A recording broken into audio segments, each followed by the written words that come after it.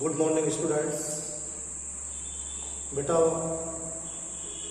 Last lecture में हम लोग आपके लिए केमिकल कम्बिनेशन लॉ की बात कर रहे थे। कंजर्वेशन ऑफ मास के बारे में मैंने आपको डिस्कस किया है। मैंने आपको बताया कंजर्वेशन ऑफ मास लॉ क्या होता है।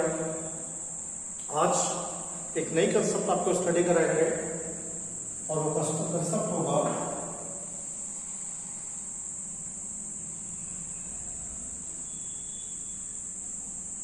कांस्टेंट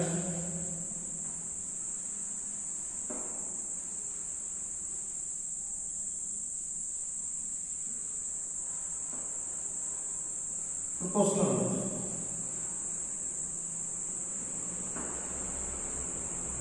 इस सेकंड लॉ है कैलकुलेशन का,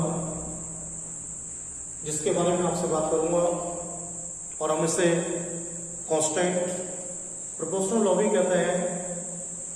कांस्टेंट प्रोपोर्शनल लॉ को कहते हैं। इससे पहले मास कंजर्वेशन के बारे में आपको डिस्कस किया है और जब मास कंजर्वेशन के बारे में आपको डिस्कस किया तो बताया था किसी भी केमिकल रिएक्शन में पार्टिसिपेट करने वाले किसी भी रिएक्टेंट्स का मास ऑलवेज उसके प्रोडक्ट के मास के ऊपर होता है। इस लॉ को केमिकल बैलेंस करते समय हम लोगों को फॉलो करना है। अभी कांस्टेंट प्रोपोर्शनल लॉ के बारे में आपसे बात करेंगे तो ये जो कंसेप्ट मैं आपको डिस्कस कराऊंगा वो 1799 में रिप्रेजेंट किया गया है और ये जो कंसेप्ट 1799 में रिप्रेजेंट किया गया है इसे साइंटिस्ट प्राउस्ट के द्वारा रिप्रेजेंट किया गया है। साइंटिस्ट प्राउस्ट के द्वारा रिप्रेजेंट किया गया है। साइंटिस्ट प्राउस्ट ने कांस्टेंट प्रोपोर्शनल लॉ के बारे में क्या डिस्कस किया, जैसे सपोज कीजिएगा आप लोग एक एग्जाम्पल के ऊपर हम लोग कंसिडर करते हैं। एग्जाम्पल फर्स्ट हम लोगों के पास है, देखिए हमारे पास जिंक कार्बोनेट है। अगर हम लोग जिंक कार्बोनेट को हीट कर देते हैं तो जिंक कार्बोनेट को हीट करने के बाद एक तो जिंक ऑक्साइड इसमें बनेगा और CO2 गैस इसमें बनेगी। ये सॉलिड फॉर्म के अंदर प्रेजेंट है और ये गैस फॉर्म के अंदर प्रेजेंट है। इसी के लिए हम लोग क्या करते हैं, कैल्शियम कार्बोनेट को हीट करते हैं। अगर हम लोग कैल्शियम कार्बोनेट को हीट कर दें तो हीट करने के बाद क्या होता है, यहां से कैल्शियम ऑक्साइड रिलीज हो जाता है और CO2 गैस इसका प्रोडक्ट होगा ये भी। अगर हम लोग मैग्नीशियम कार्बोनेट को हीट किए होते MgCO3 के लिए तो मैग्नीशियम ऑक्साइड हमारे पास बनता और CO2 इसका प्रोडक्ट होगा। YAB सॉलिड्स कंपाउंड है, YAB सॉलिड्स कंपाउंड है। या फिर हम लोग क्या करते हैं भाई, हम लोग जो सोडियम कार्बोनेट का यूज करते हैं जैसे Na2CO3 हमारे पास है सॉलिड। अगर हम लोग इसको हीट किए होते तो यहां से Na2 सोडियम ऑक्साइड निकल जाता और ये CO2 बन जाता हम लोग के पास गैस। ऐसे ही एक एग्जांपल मैं आपको और बताता हूं और एग्जांपल है 2 नंबर पर। ये फर्स्ट एग्जांपल हो गया। अभी क्या है, जैसे हमारे पास लिखा हुआ है CH3 COOH, इसमें मैंने ऐड कर दिया C2H5OH के लिए। तो इन दोनों को आप ऐड करेंगे तो in the presence of acid क्या होता है, इससे निकल जाता है CH3 COO C2H5 और जो प्रोडक्ट इससे आता है वो H2 है, वो लिक्विड है।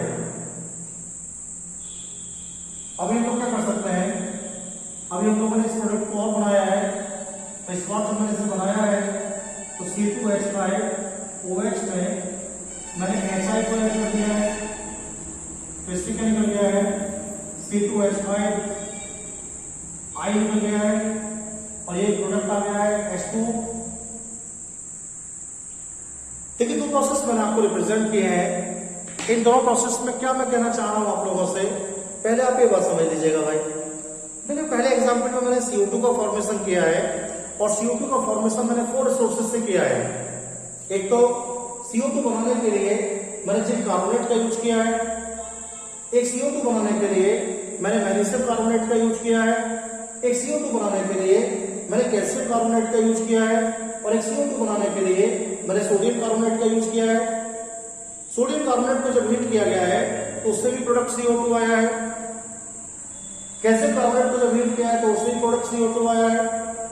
जिंक कार्बोनेट को जब हीट किया गया तो उससे भी प्रोडक्ट CO2 आया है। मैग्नीशियम कार्बोनेट को जब हीट किया गया है तो उससे भी प्रोडक्ट CO2 आया है। ऐसे मैंने क्या किया है, एसिटिक एसिड है ये कंपाउंड, और ये जो मेरे पास लिखा हुआ है भाई ये इथाइल एल्कोहल है। एसिटिक एसिड इथाइल एल्कोहल को मैंने हीट किया है, HN की प्रेजेंस में मैंने ऐड किया है तो मेरे को H2 और इथाइल एसिटेट मिला है। ये इथेनॉल मेरे पास लिखा हुआ है और आप जानते हैं हाइड्रोजन आयोडाइड है।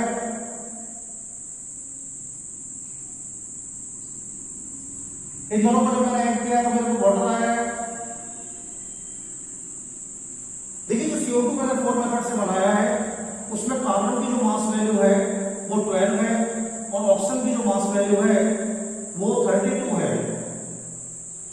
कार्बन का जो मास है वो 12 है और ऑक्सीजन का जो मास वैल्यू है वो 32 है। अगर हम लोग इसे रेशियो में लिखेंगे, C और ऑक्सीजन का रेशियो लिखेंगे हम लोग मास का, तो कितना हो जाएगा भाई? 3 तो हो जाएगा कार्बन के लिए और 8 हो जाएगा ऑक्सीजन के लिए। तो CO2 के लिए जो मास वैल्यू है वो कितनी होगी? CO2 के लिए जो मास वैल्यू होगी वो 3:8 होगी।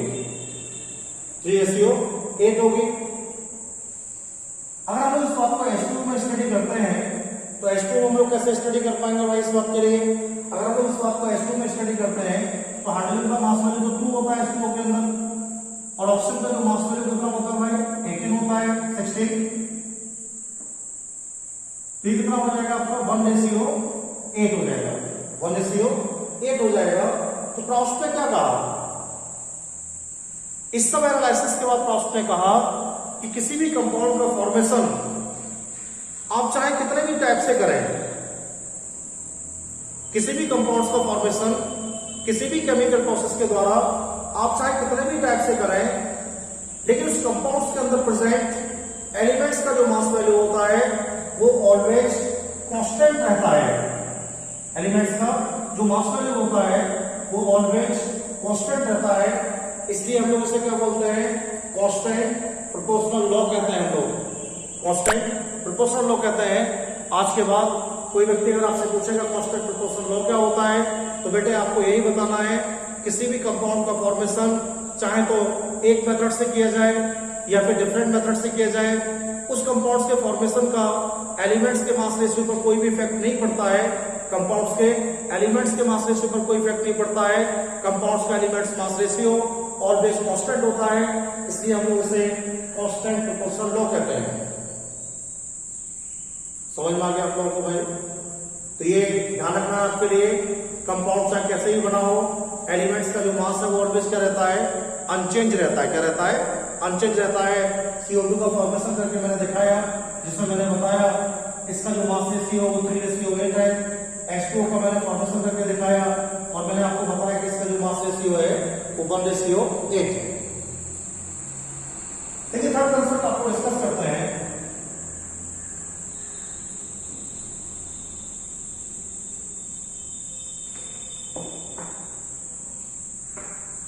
तो ये हमारा हो जाएगा थर्ड नंबर में multiple proportional law. Multiple proportional law हो जाएगा भाई थर्ड में। अब ये मल्टीपल प्रोपोर्शनल लॉ क्या है भाई? ये मल्टीपल प्रोपोर्शनल लॉ है, उसे 1803 में रिप्रेजेंट किया गया था साइंटिस्ट जॉन डाल्टन के द्वारा। साइंटिस्ट जॉन डाल्टन ने इसको रिप्रेजेंट किया था। तो कंजर्वेशन मास लॉ किसने रिप्रेजेंट किया? लेवोसियर ने रिप्रेजेंट किया था। कांस्टेंट प्रोपोर्शनल लॉ किसने रिप्रेजेंट किया भाई? प्रॉस्ट ने रिप्रेजेंट किया। और आपको बताना मल्टीपल प्रोपोर्शनल लॉ रिप्रेजेंट किया गया वो साइंटिस्ट जॉन डाल्टन के द्वारा रिप्रेजेंट किया गया 1803 में। बहुत इंपॉर्टेंट बात बताई डाल्टन ने। डाल्टन ने बताया कि अगर आपके पास दो एलिमेंट्स हैं, कैसे भाई? ये कंपाउंड मेरे पास है,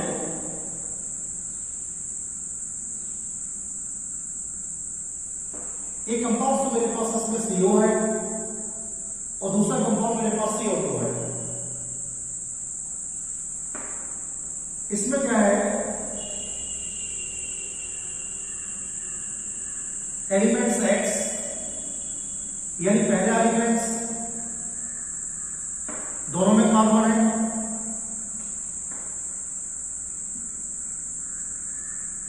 एलिमेंट Y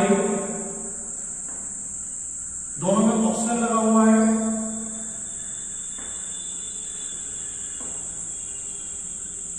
और तीसरा आपको लगाना है इसमें मास रेशियो।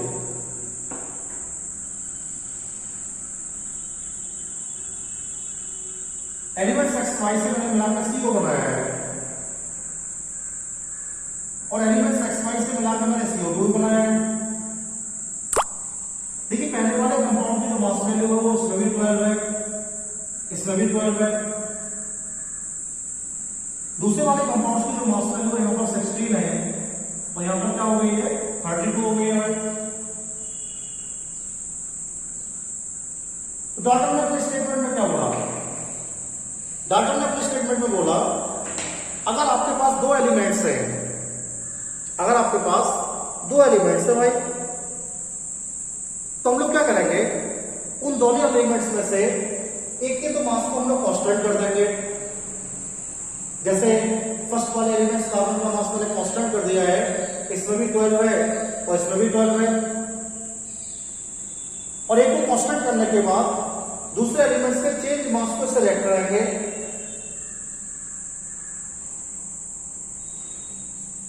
और जो कंपाउंड बनेगा, पहले मिलाएंगे C और O के लिए तो CO2 बन गया भाई हमारे पास, C और O को मिलाया तो CO2 बन गया हमारे पास। तो उसने बताया कि जब इन एलिमेंट्स को आप लोग आपस में ऐड करेंगे, जैसे यहाँ पर मैंने एक एलिमेंट्स दिया ऑप्शन का, यहाँ पर दो एलिमेंट्स दिए, CO2 बन गया इससे। तो उसने बताया दूसरे एलिमेंट्स का जो मास होता है जब वो फर्स्ट एलिमेंट से कनेक्ट होता है तो वो भी सिंपल रेशियो में कनेक्ट होता है, वो भी सिंपल रेशियो में कनेक्ट होता है। कैसे कनेक्ट होता है भाई, देखिए 1:2 हो गया, 16 में 1 हो जाएगा और 16 में 32 हो जाएगा। तो यहाँ पर जो रेशियो वैल्यू आई है, कांस्टेंट रेशियो वैल्यू जो आई है वो कितनी है भाई, इसके लिए 1:2 है। इस बात को हम लोग ऐसे भी कह सकते हैं, अगर दो एलिमेंट्स आपस में रिएक्ट होते हैं और दो एलिमेंट्स आपस में रिएक्ट होने के बाद किसी कंपाउंड्स का फॉर्मेशन करते हैं, तो कंपाउंड फॉर्मेशन में फर्स्ट एलिमेंट्स का मास ऑलवेज कांस्टेंट रहता है और सेकंड एलिमेंट्स का मास डिफरेंट टाइप से रिएक्ट होता है। लेकिन सेकंड एलिमेंट्स का जो मास डिफरेंट टाइप से रिएक्ट होता है वो भी सिंपल रेशियो को ही शो करता है, वो भी सिंपल रेशियो को शो करता है। तो आपको बताना क्या है, और एग्जाम्पल में आपको डिस्कस करता हूं इसके कुछ।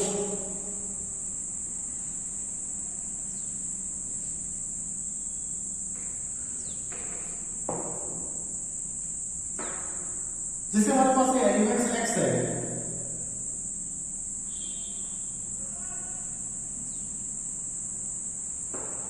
और ये हमारे पास एलिमेंट्स Y है,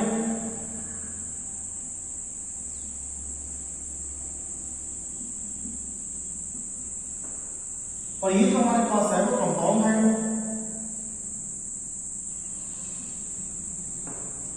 और ये जो हमारे पास है वो HCl है।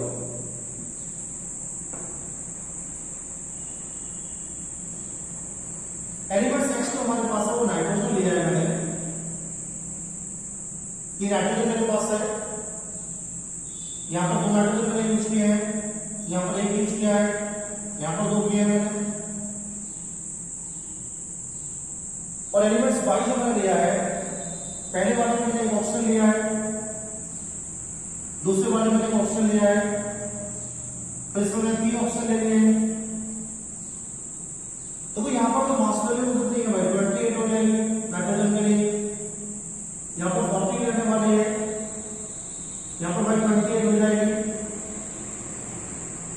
आप चेक कीजिएगा, इसे जो कंपाउंड मैंने बनाया है वो N2O बनाया है, इसे तो बेटे नाइट्रस ऑक्साइड बोलते हैं N2O के लिए। और ये जो नाइट्रस ऑक्साइड होता है इसे हम लोग लॉकिंग गैस में कहते हैं, सूंघने के बाद इससे ऐसी आती है, इसलिए हम लोग इसे लॉफिंग गैस कहते हैं। यहाँ पर जो कंपाउंड मैंने बनाया वो NO है, इस कंपाउंड को हम लोग नाइट्रिक ऑक्साइड कहते हैं। और यहाँ पर जो कंपाउंड मैंने बनाया है वो N2O3 है, N2O3 है। यहाँ पर जो मास वैल्यू है वो 16 है, यहाँ पर जो मास वैल्यू है वो 16 है, और यहाँ पर जो मास वैल्यू है वो 48 है। हम लोग क्या करते हैं, हम लोग ये करते हैं जो हमारा सेकंड वाला एलिमेंट हमने लिया है उसकी मास वैल्यू के लिए इसके कांस्टेंट मास से हम लोग कंपेयर करते हैं। और देखिए जब आप कांस्टेंट मास से कंपेयर करेंगे तो कितना आएगा भाई, कांस्टेंट मास से जब हम लोग कंपेयर करेंगे तो यहाँ पर क्या करते हैं 14 कांस्टेंट मास ले लेते हैं, इसका हम लोग नहीं होगा 14 से कितना हो रहा है 16 हो रहा है, 14 से कितना हो रहा है 60 हो रहा है, इसमें कंपेयर करेंगे तो हम लोग। और यह 14 से कितना हो रहा है 60 हो रहा है, तो 14 से अगर 60 हो रहा है तो कितना रह जाएगा यहाँ पर भाई 8 तो रह जाएगा। यह 14 से 60 हो रहा है 60 हो जाएगा, यह 14 से कितना हो रहा है 48 हो जाएगा। कोई टेक्निकल प्रॉब्लम नहीं है इसके अंदर। मैंने क्या किया है, मैंने नाइट्रोजन डिफरेंट टाइप से लिए थे, 2 नाइट्रोजन लिए थे, फिर 1 लिया, फिर 2 लिया। तो हमने क्या बताया आपको, फर्स्ट वाला जो एलिमेंट्स है उसकी मास को कांस्टेंट करना है, और फर्स्ट वाले कांस्टेंट मास से सेकंड वाले मास के जो एलिमेंट्स मास का जो रिएक्ट होगा उसके रेशियो को निकालना हम लोगों के लिए। तो मैंने हम लोग क्या करते हैं, इसका 40 कांस्टेंट कर देते हैं। तो मैंने तीनों को 40 कांस्टेंट कर दिया, तो भाई 28 से 16 रिएक्ट हो रहा था, तो 14 से कितना होगा 8 हो जाएगा ना। 14 से कितना हो रहा है 16 हो रहा है, सही हो रहा है। 40 से कितना हो रहा है 48 हो रहा है, सही हो रहा है। क्या हो जाएगा इसका रेशियो हो जाएगा 1, 2 और 3। क्या हो जाएगा आपका जो रेशियो वैल्यू इसमें आएगी आपकी वो आ जाएगी 1:2:3 आ जाएगा भाई इसमें। तो ये भी हम लोगों को ध्यान रखना है, मल्टीपल प्रोपोर्शनल लॉ भी हम लोगों को ध्यान रखना है। अगर 2 एलिमेंट्स आपके पास अवेलेबल हैं तो उन दोनों एलिमेंट्स में से एक एलिमेंट्स के मास को हम लोगों को कांस्टेंट करना है, एक एलिमेंट्स के मास को हम लोग कांस्टेंट कर देंगे, और दूसरे एलिमेंट्स के चेंज मास के लिए इससे हम लोग रिएक्ट कराएंगे। और एक एलिमेंट्स के मास को कांस्टेंट करने के बाद दूसरे एलिमेंट्स के मास को जब हम लोग ऐसे रिएक्ट कराएंगे तो क्या होगा, जो एलिमेंट्स मास रिएक्ट होगा वो एक मल्टीपल रेशियो को शो करेगा। और देखिए यहाँ पर जो ऑप्शन है 1 रेशियो में है, 2 रेशियो में और 3 रेशियो में है, इसलिए हम लोग क्या बोलते हैं इसे मल्टीपल प्रोपोर्शनल लॉ हम लोग बोलते हैं। आई होप कि दोनों वीडियो आपको समझ में, दोनों लॉ आपको समझ में आ गए होंगे। नेक्स्ट वीडियो में 2 लॉ और रह गए हैं जिनको मैं आपको डिस्कस करूंगा। Thank you.